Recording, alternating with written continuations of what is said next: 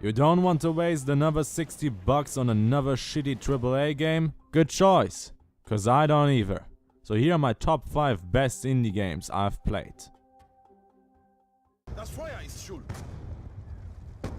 Manchmal kommt jede Hilfe zu spät. Do you want to play DayZ without the tediousness? Why not pick up Unturned? It's basically the same game, but a lot faster, and hence, more fun. Pick up items, craft some, kill some zombies, and then join multiplayer servers to duke it out with other players. Since looting doesn't take several hours, and the map is very small, it doesn't really matter if you die or not. Just simply collect new items and then respawn in a multiplayer server to duke it out again. Yeah, of course it's very PvP focused, but you know what, DayZ is as well. Additionally, compared to the standalone, it provides functioning vehicles and functioning base building. So that's a plus, especially because it's cheaper than the original. Of course the graphics aren't anything special, but at least it doesn't lag out like a fucking turd like DayZ does every 5 seconds inside a town. Fuck that game! Sorry. I've watched a lot of AVGN in the last few days. What I meant to say is that there are a lot of shitty survival zombie games out there. But Unturned is one of the better, and I really recommend that you support the developer. He or she is a promising newcomer in the industry, and I'm looking forward to any new updates and work he or she might publish. And so should you. Das Feuer ist schuld. Manchmal kommt jede Hilfe zu spät. War for the Overworld. It's Dungeon Keeper. And Dungeon Keeper is fucking amazing. Buy it now!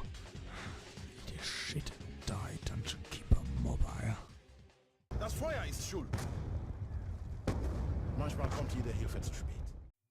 Do you want to play Borderlands without the annoying talk in the background? Play Black Ice! It's the very same thing. It combines your two loves, guns and loot whoring. Sad to say that the multiplayer is kinda dead, so if you don't enjoy playing these types of games on your own, you are going to be disappointed. For those that don't mind, you know, just like me, duh, you're going to have a great time, because there are a bunch of weapons and a bunch of tools to use to hack different servers. The graphics are very simple, but one has to admit they are very stylish as well. And, due to a lack of very powerful special effects, it's easy on the eye, and the gameplay isn't hindered by them. There's only one real flaw about this game, but for some it might be very game-changing. There's no goal, it's gameplay for gameplay's sake. But games like Minecraft and the like prove that, well, people don't really give a shit about a goal. And you know what? I don't either. Just enjoy leveling, grinding, and finding the best loot, because that's the strength of this game. Oh, and don't forget the forums. The developer is very open to any form of feedback, so if you want to change the game in an early alpha, here's the best chance you will ever get. Probably. Das Feuer ist schuld. Manchmal kommt jede Hilfe zu spät. The Binding of Isaac. Oh boy, where do I begin with this? It's the perfect game for an atheist. Nah, just kidding. Mostly. But, to be honest, if you're an intolerant douchebag, you should probably not play this game. I'm looking at you, Westboro Baptist Church. I'm looking at you.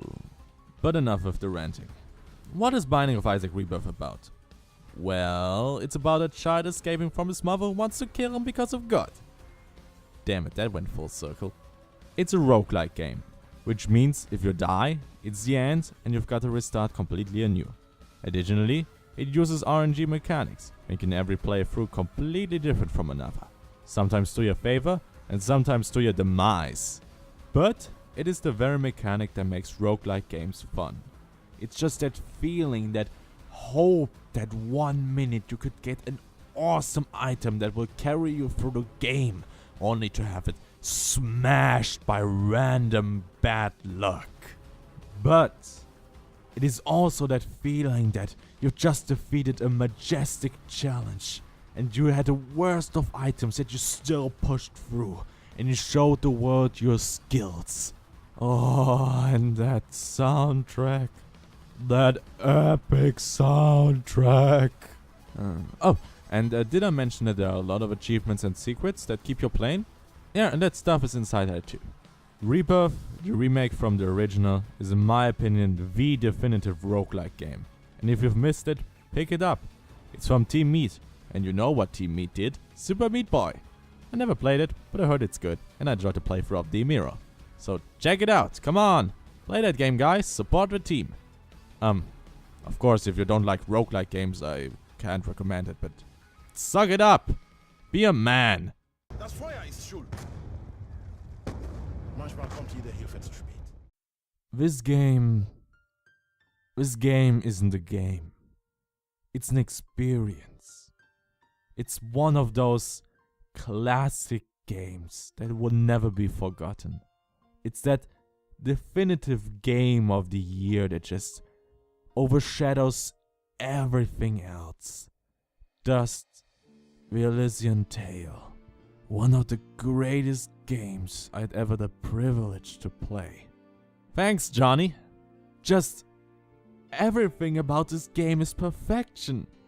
The characters, the graphics, the story, the music, the gameplay, the questing, the level design. It's just a full circle of utter perfection.